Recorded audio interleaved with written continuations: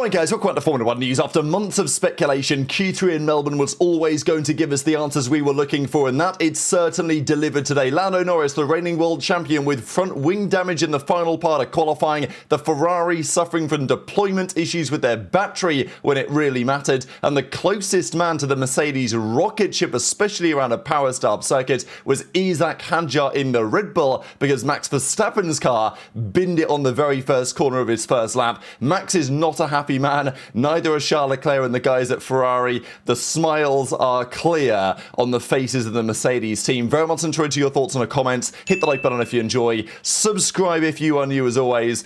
There's a lot to start with. I wanted to begin here because Aston Martin have an upgrade. So look at this. They finally brought some intrigue to the front of their car, and it's a pretty spectacular looking front wing. It's a bit of a shame that it's probably not going to mean that much, but Alonso today nearly got to Q2 for different reasons than would otherwise have been expected because of some of the incidents that did occur.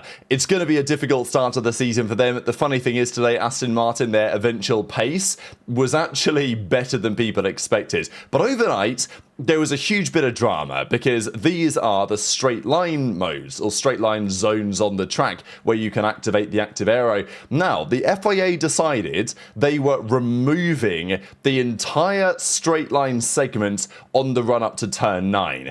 Now, yesterday we saw, and today we saw as well, a lot of super clipping going into turn 9 just to try and recharge something in the energy. If you remove this section of straight line modes, those cars have way more drag, they are way more energy starved, and it also throws out the window everything the team has prepared on Friday night. Now, the FIA got rid of this.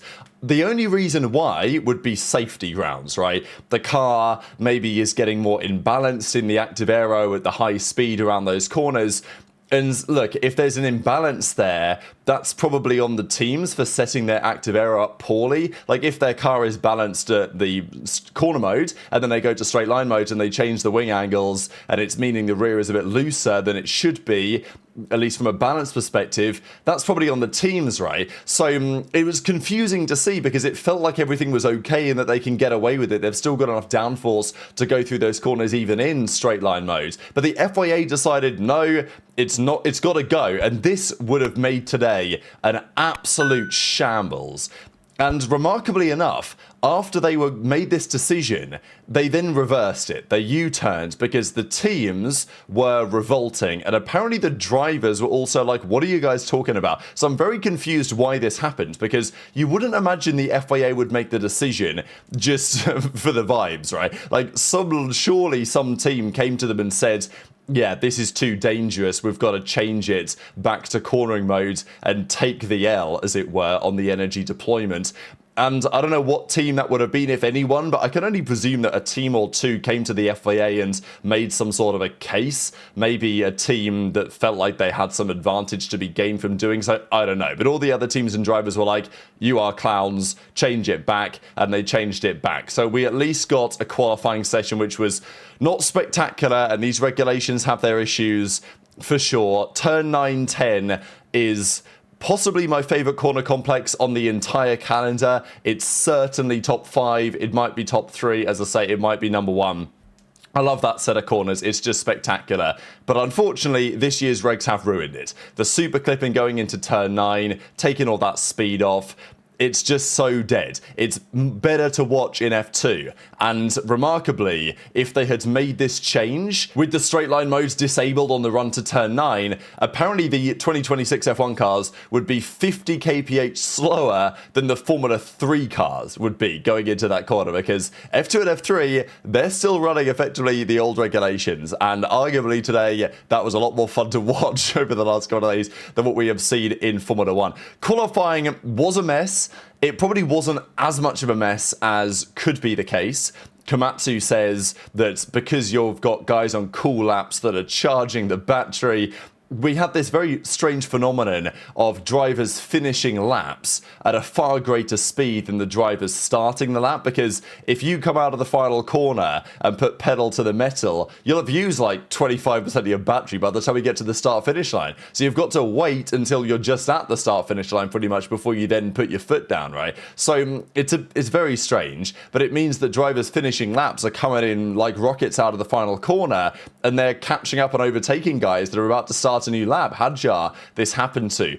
So it's all very confusing, especially when you've got drivers that are driving flat out, as in 100% throttle, but they're actually not flat out because they're using that throttle to charge up the MGUK, to spin the MGUK, to charge the battery. So it's going to take some getting used to. They did debut this graphic on screen. Now, as far as I understood, we don't have the battery information. So I can only presume that it's just guessing. I might be wrong on this, that these actually might be the right numbers, like the right battery levels, but I wouldn't be that surprised if, in fact, this graphic is simply an approximation, although it did seem to get it about right. Like when the battery would drain fully on this graphic, that is when the super clipping would start to kick in.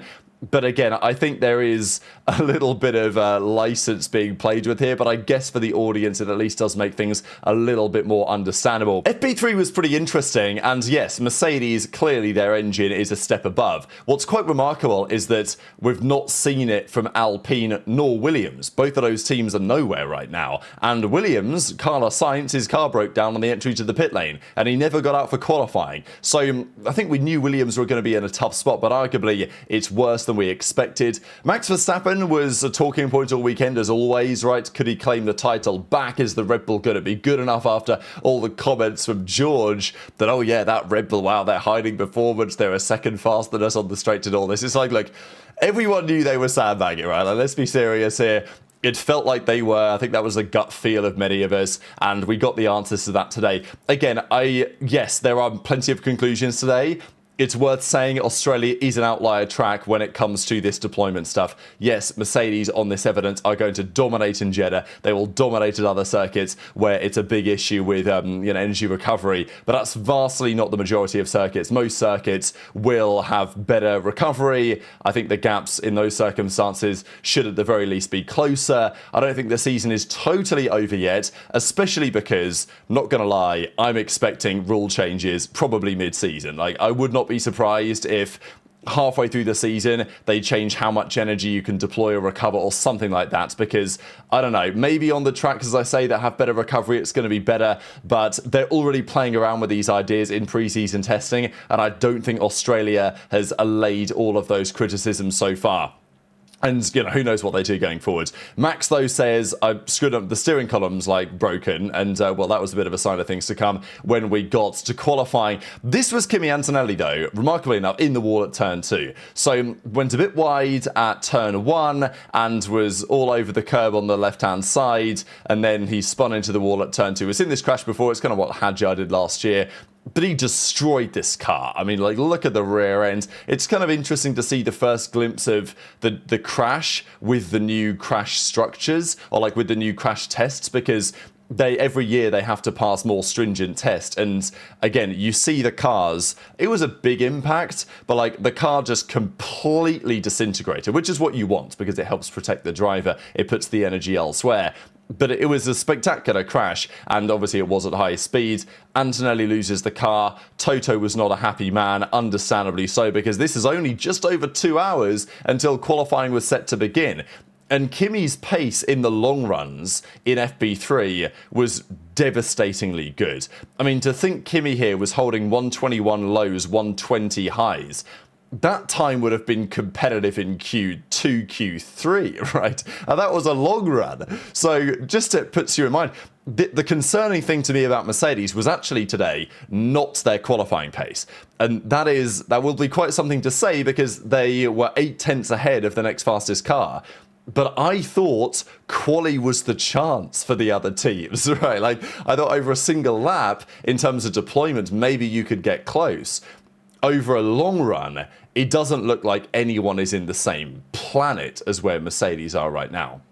Which is fascinating because if they really do have a dominant engine around especially a power-starved circuit like this, you'd think McLaren would at least be close, right? And maybe the other, Alpine and Williams. But it seems like there's more to it than that for Mercedes.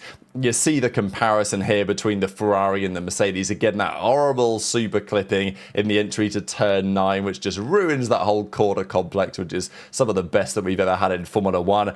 Hamilton was pretty happy with the car for the majority of the day. It wasn't a clean end to the day for Ferrari, and we'll discuss why in the coming minutes. But Hamilton ended up second in the FP3 session behind Russell, but he was 6/10 back, and he was like, I just put in a mega lap there, lads. Like, where is all of that time? And, well, the time is because they just have an unbelievable power unit. That's how it appears. This is 2014 all over again. That is the early indication for sure. Qualifying gets underway. This is Lando Norris with a front wing which is not dragging along the ground, which it was at the end of the session for a very interesting reason that we shall discuss. Russell, though, immediately was the one setting the pace. I will say Bortoletto today was, and just Audi in general, very much impressed me, I think. For Audi to have created, and yes, it's Audi, they know how to build an engine, but given where Honda are and Aston Martin, Audi have to be commended because they've built an engine from scratch that is competitive, and effectively that team is Sauber, right? So you're not expecting massive effects when it comes to downforce levels and all this. Like, they've not been the best chassis for, well, they've never been the best chassis, you know what I'm saying? They've not delivered great chassis before, really. So for Audi to come in and at least be in the mix today, I think it was very impressive compared to some of the other teams out there. For Bortoletto to get through to Q3, I think that's a real achievement for that Audi team, and especially around such a power-starved track, for them to even be in the same stratosphere as some of the more competitive teams, I thought was particularly impressive. So they deserve credit. As to Red Bull powertrains, they've built a great engine. They had 3 of their cars in the final part of qualifying. Could have been 4 if not for this incident. So Max, for some reason, only came out with about 8 minutes to go.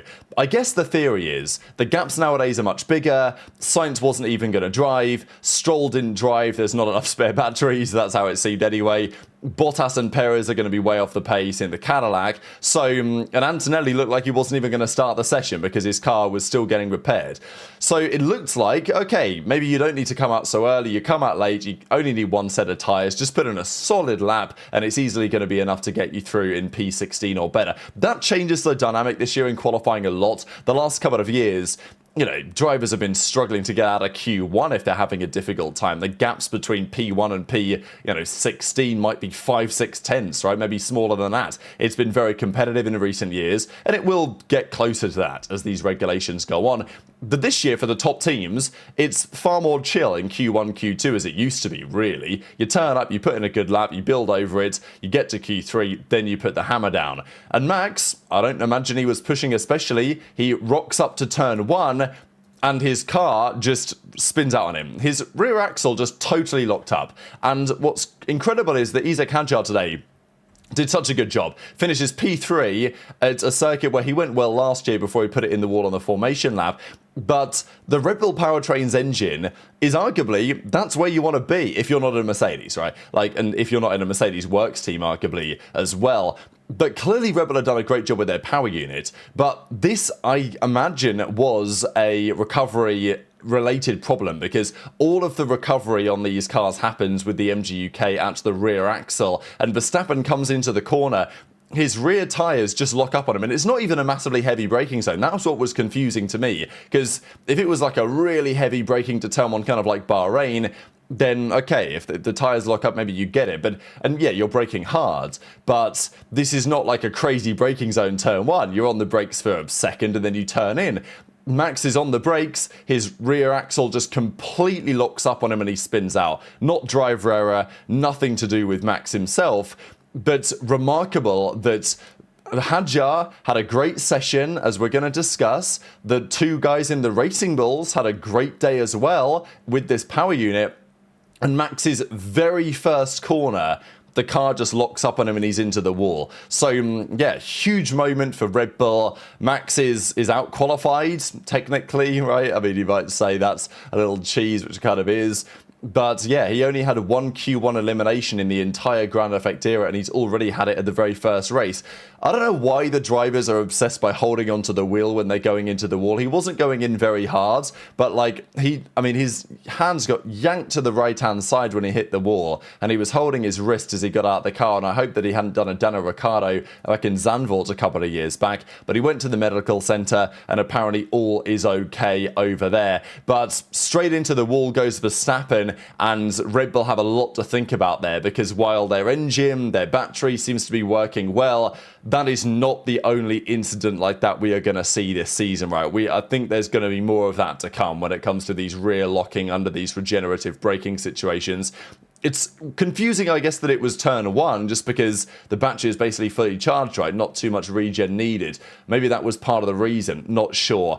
Q1 continues, Antonelli gets noted for a pit lane infringement, and certainly for something else we'll get to in the coming minutes as well. Hamilton then goes fastest on the mediums. This is the other thing. If you're a decent team in Q1, you can get through on the medium tyres if you want, because the gaps are going to be big enough further down the field. That's exactly what we saw. Fair play to Aston Martin, by the way. I know that this doesn't seem that impressive, and it's not. They were 2.5 seconds off.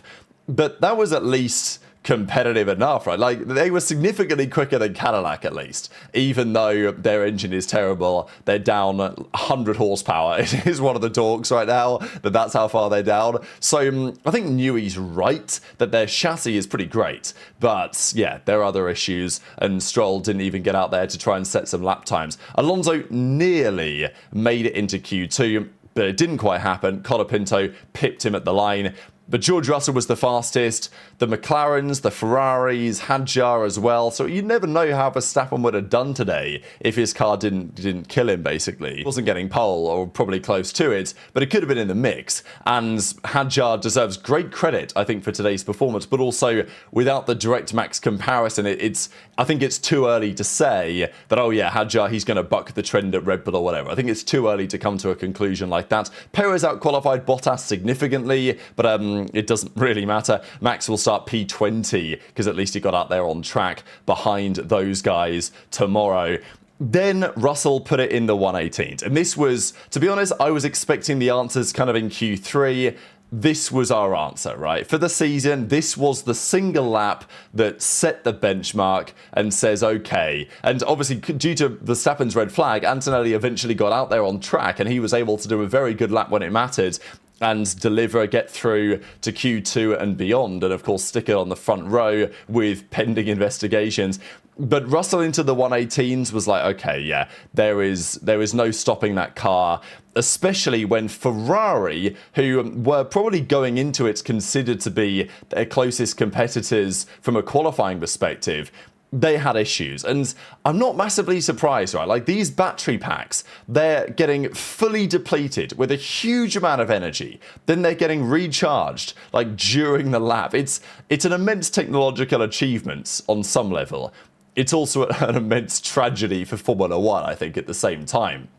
But it's clearly a massive problem for the teams to keep these batteries healthy and working, right? Because as Charles says, he's like, yeah, the battery, the deployment isn't working properly. And it's not massively surprising, right? You're running lap after lap. You're doing recharge, massive recharge, massive deployment. Is the battery going to overheat and all this stuff? And it was at the same time that Leclerc and Hamilton were both like, look, I'm running out of power, mate. Hamilton was doing a good sector 1, sector 2. And then he was totally out of juice and just had to basically abort the lap. And we've seen these confusing laps already today when drivers look like they're on a good lap, but it just turns out they've got no juice in the tank left and they can't even drive anymore, so they just have to pull over, basically. Zach Brown says that Lando is having issues as well compared to Oscar, which was kind of interesting. Again, is that car side? Is that management side from the driver himself and how he's doing things? Crofty was in commentary at times being like, oh, well, Russell's faster on the first 2 sectors. Does that mean that he's used up more juice for the finals? It's like, nobody knows, right? Nobody knows. And this is the other thing. Let's say somebody out at Bortoletto had like a purple sector 1 in there somewhere, purple sector 1, purple sector 2. It's like, well, am I even excited about that anymore? Because what if he just used more juice? I think that takes away a bit, because sometimes you would see a driver put in like a great sector 1, sector 2, like, wow, he just went purple middle sector. But now in the back of my head, I'm thinking, well, he probably only went purple because he used more deployments. He's probably not really in the mix. He's going to lose out in Sector 3, and that's probably a fair assessment right now, you know? So it is what it is. Russell, yeah, this is the end of Q2 anyway. Leclerc put in a lap that was in the ballpark, to be fair. 1:19.3 was actually pretty impressive. And if Ferrari put it all together in the final part of qualifying, then maybe it could have been a different story. This was Lindblad nearly crashing into Bortoleto. This is Lawson on his left. I don't know, Bortoleto had some sort of issue. Rolling back into the pits was nearly a big incident of the race right there, but he did make it through in the end, that Audi just over Hulkenberg into Q3, and it was, of course, the usual suspects apart from that.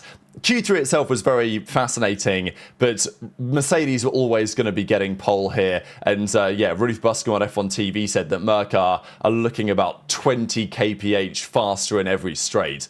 That's not even just aero efficiency. Like, that is all about the engine, right? The amount that they're able to deploy and to recover and to maintain over other teams.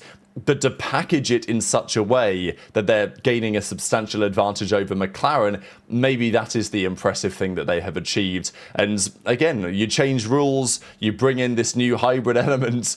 Mercedes are the best power unit engineers on the planet. It doesn't seem there's much doubt about that. However, they might not have the smartest mechanics because they left a couple of cooling devices in Antonelli's car, and one of them ended up on the track that was subsequently destroyed by Lando Norris. So Antonelli releasing in an unsafe condition. Again, as I'm recording this, I don't know what the result of that investigation is, whether he gets a penalty or not. It could be up to like a 3-place penalty for Antonelli. If it is, it's a big deal, but also I don't know if it matters, really. In terms of the long-run pace that Mercedes have, I think they could do whatever they want tomorrow, and if the reliability is there, they should still be 1-2. So it looked like it was probably going to be Russell versus Antonelli for pole, and given Antonelli's challenging weekend, Russell was always going to have more of the confidence. His first lap was okay, a 1:19.0. I think it was on some used tyres, and Norris was, yeah, half a second down. It was kind of chopping and changing, really, between Norris and Piastri. Piastri looked the stronger, but then Norris was right in the mix again. And to be honest, I think Norris would have been right in the mix for third place if not for his incident with the wing damage, because his front wing got damaged. They tried to patch it up because he ran over that piece of, the piece of debris on the track ready from Antonelli's car. And then in the final part of qualifying, his car was actually cooked. I've got a screenshot of it, I think, right about here, actually. Yeah, you guys can see just about on the left-hand side. This is down that back straight to turn 9. His front wing was already falling off and was like leaning against the floor here. You can see all the sparks flying out on the left-hand side. At least what we do have is that behind the two Mercedes, it was very competitive. Leclerc feels like he should have been third. Hamilton was right in the mix the whole weekend. He was only a 10th and a half off Leclerc today, but that was all the way down in P7 for him. And again, this is the fascinating thing. They were both having some deployment issues. It looked like they kind of got on top of that in the final part of qualifying, but, you know, Hamilton says the engine is over to charging again. Like, I can't figure it out. What's going on? The engine's on yellow for recharge, and it's not doing what I want it to do. But even then, you've then got the problem with tyres, right? Because it's not just about managing the battery. You've also got to make sure the tyres are in the right window. And Hamilton was like, mate, I've got no grip on the tyres and this damn engine, right? What's going on with this charging right now? Charles was on, you know, he talked about having issues with the deployments. Charles was also on the radio a little earlier when he was talking about this, and Brian Bozzi said, we are checking. So we're back, baby. Ferrari are officially back for the new season. Great lap LEVs at Kadjar. These were the overall gaps. Lawson and Lindblad improved. Lawson ended up 8th. Lindblad was in 9th in the end. These weren't their final times, but they were obviously never going to be quite in the mix with the front runners. But yeah, it's scary for Mercedes because if they're this far ahead in qualifying when it's like a single lap of deployment, I don't know where they're going to be over a race distance. They're probably not going to show us. I think that would be my other conclusion. I don't think Mercedes are going to come out and win by a minute unless they have to, unless they're trying to make some sort of a point. Max responded to his crash. You know, you can tell that he's cutting a frustrated picture out there. And even apart from the Mercedes guys, I think everyone's cutting a frustrated picture because they know that right now they don't have the pace to challenge Merc, at least around circuits like this. And also they've got to deal with what are not fun cars to drive. Max is like, I've got no idea how it happened. It's never happened to me before. The rear axle just locking up like that and taking me out. And he was like, look, I'm not enjoying this anyway, so not much is going to change. We're already quite slow compared to Merck. You know, it is what it is. So he's not a happy man. Vasseur confirms that Hamilton had some warm-up issues with the tyres, made some mistakes on our side that cost us a P3. But the fact of the matter is, Mercedes on another planet. Leclerc says we were expecting 6/10, not 8. So, you know, it's pretty brutal, right? Like, for Leclerc to come out and say that he was expecting to be over half a second down, and if they'd have optimized everything, they might have been 6/10 off, not 8. It's like, yeah, not a great sign. And as he says, I don't think there's much we can do for now. The gap to Mercedes is absolutely massive.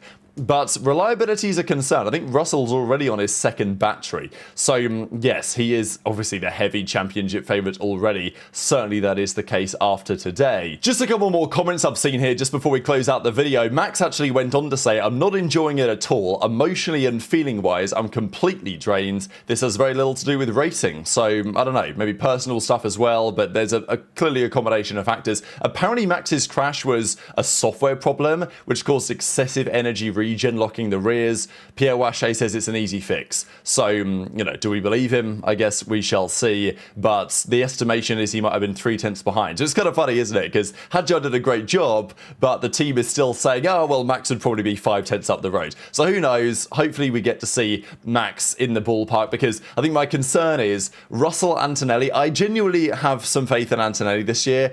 But it's whatever happens with Antonelli and Russell this season, it's probably not going to be a spicy title battle, right? It's not going to be, you know, claws out, as it were. If it was a Leclerc in the mix, a Hamilton in the mix, a Verstappen in the mix, for example. So I'm hoping that one of those guys I mentioned can get into the mix. Hamilton, though, says the Mercedes engine, I don't know what's happening there. So that's where we're going to leave it for today. Fascinated to hear your reaction in the comments section below and how we expect tomorrow to all play out, as we will get more answers to these confusing regulations. Hit the like button if you enjoyed, subscribe if you're new, take care, and I'll see you next time.